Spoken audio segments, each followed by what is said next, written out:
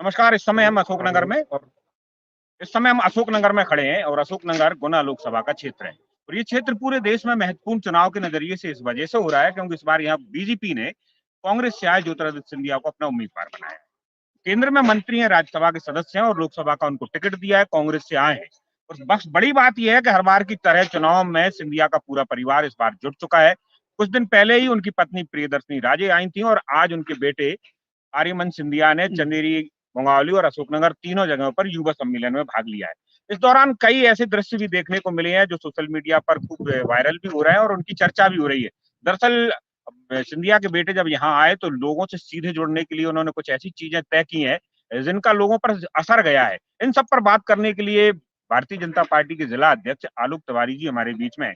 आलोक जी, जिस तरह से चुनाव इस समय सवाब पर आ चुका है और सिंधिया परिवार जिस तरह से खुद अपने आप को प्रोजेक्ट कर रहा है, तो क्योंकि आप खुद चंदेरी से आती हैं, तो आज जिस तरह से हमने चंदेरी में कुछ चीजें देखी हैं, पहले वो जो चीजें उनकी पत्नी कर रही थी, अब वो बेटा कर रहा है, तो किस तरह से देख रहे हैं आप लोगों से मिलना, समोसा खाना, चाय पीना, साड़ियाँ खरीदना? देखिए, मैं समझता हूँ कि इसको हमें राजनीतिक रूप से नहीं देखना चाहिए। जी, सिंधिया जी और इस क्षेत्र का बहुत पुराना एक जुड़ाव है, एक लगाव है और एक इतिहास, बहुत ही समृद्ध इतिहास रहा है। तो मैं समझता हूँ कि जहाँ तक श्रीवंश सिंधिया जी का परिवार स्वयं को एक राजनीतिक परिवार की बजाय एक अपना घर जैसा, अपना आत्मीय परिवार इस दृष्टि से मानता है।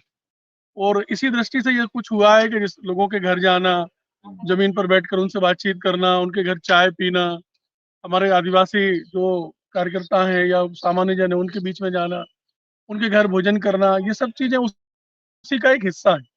और जहाँ तक बात चंदेरी साड़ी को लेके है या चंदेरी क्षेत्र में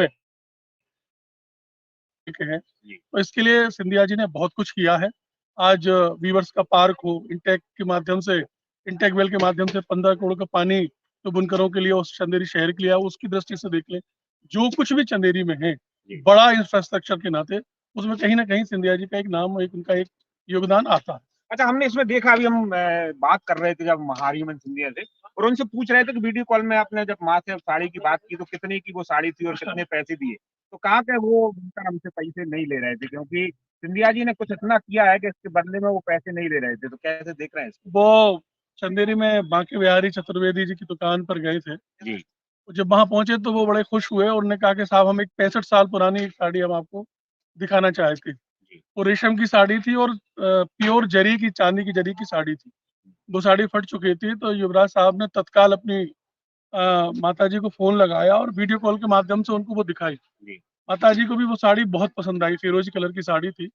वो बहुत खुश हुई और उन्होंने कहा कि ये साड़ी तो हमें, ये चाहिए, हमें इस तरह की साड़ी तो मेरी जरूरत है, मेरी पसंद है। तो उसने कहा केवल अब एक कारीगर ऐसा बचा है जो इतना भारी और बड़ा काम करता है। जी, और उसके बाद उन्होंने और भी काम दिखाए और बड़े सहर्ष होकर, जी। वास्तव में चंदेरी के वीवर्स आज बहुत खुशहाल हैं, बुनकर बहुत खुशहाल हैं। इसमें सिंधिया जी का इनका, कितना रोल सिंधिया जी मानते का हैं? बहुत बड़ा योगदान है। एक समय वो था जब जब हमारे बुनकरों को दिन की मजदूरी कठिन हो गई, तब सिंधिया जी ने मार्केट में वृद्धि की, विदेशों से डिमांड बढ़वाई, ऑर्डर आए, और आज ये हालात है कि बहुत अच्छा कारोबार हमारे यहाँ वो जो एशिया का चंदेरी सबसे बड़ा लूम भी जो है इसी वजह से चंदेरी वो, उसमें सिंधिया जी का पूरा पूरा उसमें तत्कालीन हमारी राज्य सरकार ने अपना एक हिस्सा दिया था जी, और सिंधिया जी ने भी अपना उसकी बहुत बड़ी पहल की थी जी। और सिंधिया जी के माध्यम से वो वहाँ स्टेब्लिश हुआ है। अच्छा, आप लगातार उनके साथ हैं, पूरा कैंपेन देख भी रहे हैं। जिस तरह ये कैंपेन चल रहा है, आज यूथ सम्मेलन भी तीनों जगह हुए, तो युवाओं में इस नए चेहरे को लेकर किस तरह का आकर्षण दिख रहा है? मैं समझता हूँ कि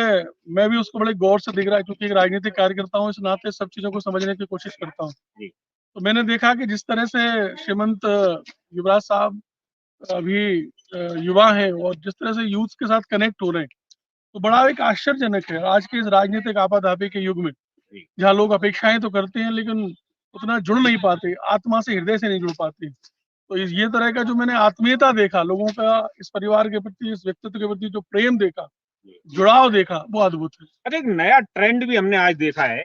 जब मंच पे थे तो मुश्किल से 1.5-2-3 मिनट के आसपास उन्होंने अपनी बात की है। इसके बाद वो मंच बंद किया और जितने लोग बैठे थे 1-2-1 किया। अमूमन राजनेता ऐसा करते नहीं, अपनी बात कही और निकल जाते हैं। जी, मुझे भी अच्छा लगा जब युवराज साहब ने खुद हमसे कहा कि अध्यक्ष जी, हम लोग मंचीय कार्यक्रम थोड़ा कम करेंगे। जी, तो मैं चाहता हूं कि मैं अपने लोगों से, अपने परिवार से मिलूं। जी, तो फिर मैंने कहा कि हम एक व्यवस्था बनाते हैं, वो व्यवस्था हमने बनाई। भाषण हमने कम रखे, लोगों के अपनी बात कम रखी और सीधे युवराज साहब और लोगों को, मतलब लोगों को उनके युवराज साहब सौंप दिए कि आप उनसे मिलिए, परिचय प्राप्त कीजिए, अपना प्यार लौटाइए और आपके वाले हैं बस। चलिए, तो अभी की जो कैंपेन की स्थिति है या जो चुनाव का माहौल चल रहा है, कितने आश्वस्त दिख रहे हैं आप अपने आप को पार्टी को लेकर जो है? देखिए, हमने ये तय किया है कि हमें 100% बूथों को जीतना जी। और 370 वोट बढ़ाते हुए हमें अपने हर मतदान केंद्र को जीतना, इस दिशा में हम काम कर। चलिए, एक चीज और बता दीजिए, सिंधिया एक बहुत बड़ा नाम कांग्रेस में भी होते थे, बीजेपी में भी हैं, केंद्र में मंत्री हैं। तो इस चुनाव में जब देश भर मोदी का नाम ले रहा है, तो मोदी और सिंधिया में अगर हम देखेंगे तो रेशो कितना चलेगा आपके? देखिए, नेतृत्व तो निस्संदेह हमारा मोदी जी का है।